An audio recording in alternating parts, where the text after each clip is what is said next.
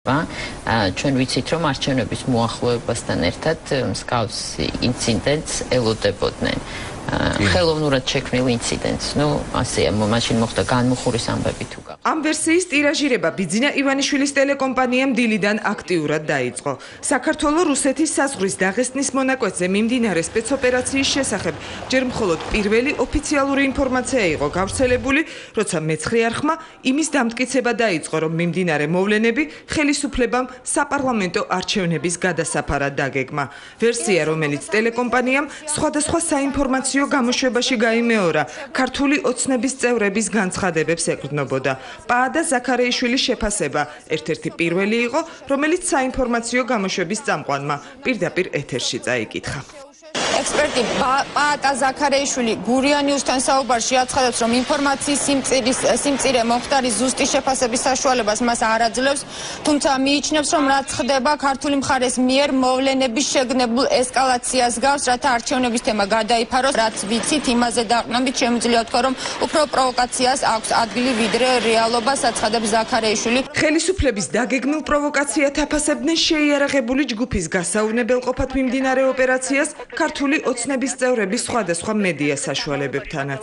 ქართულმა მხარემ იმისთვის გადაერჩინა საქართველოს ხელისუფლებას, იმისთვის რომ გადაერჩინა თავი, არ არის რომ არ იყო გამორიცხული, რომ ამ პროვოკაციის დაწყება, ასე ვთქვათ, დაეჩქარებინა იმისთვის, რომ თავისთვის მოსახერხებელ დროს ყოფილიყო, ანუ არჩევნების. მე უფრო მეჩვენება, რომ სიტუაციის ხელოვნურად დაძაბოსთან საქმე. სპეცოპერაციის პროვოკაციად შეფასების გარდა მთელი დღის განმავლობაში ივანიშვილის არხი ასევე აქტიურად ცდილობდა ისეთი ფონი შეექმნა, თითქოს სოფელ ლაფანყურს მოსახლეობა ტოვებდა და იქ პანიკა იყო.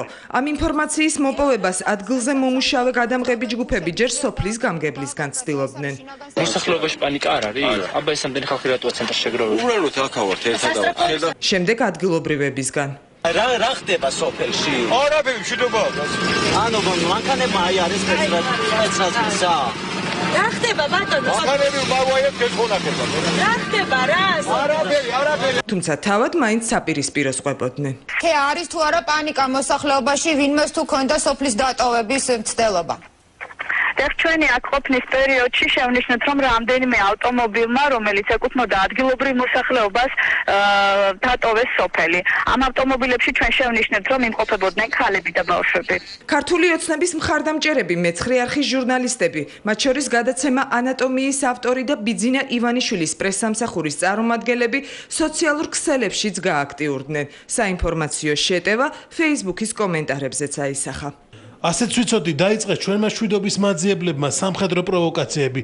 ჩათვალეთ, რომ სამოქალაქო ომი საქართველოში სააკაშვილმა მარიამობას დაიწყო. ბლეფ, აბა გამოიცანით რა გადაიფარება.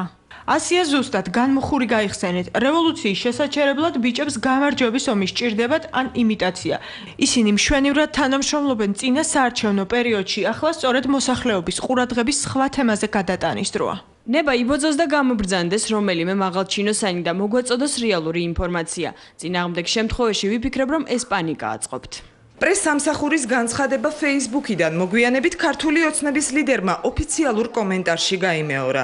ბიძინა ივანიშვილმა კომენტარი სპეცოპერაციის შესახებ საჩხერეში სტომატოლოგიურ კლინიკაში სტუმრობის დროს გააკეთა. ხო, ეხლა მირეკავდა მე პრეზიდენტი. მე ვერ მოახერხებულობდი ინფორმაციის მიღება, იქ რაღაც ძალოვნები თუ გაუგებარი ფორმირებები. იმდენად აღარ ვინდობთ ჩვენს ხელისუფლებას, რომ სულ გონია რომ მაგათ დაგეგმილია რაღაც. არ ვიცი, ალბათ გავერკვევით თბილისში ჩავალ ეხლა ველოდები.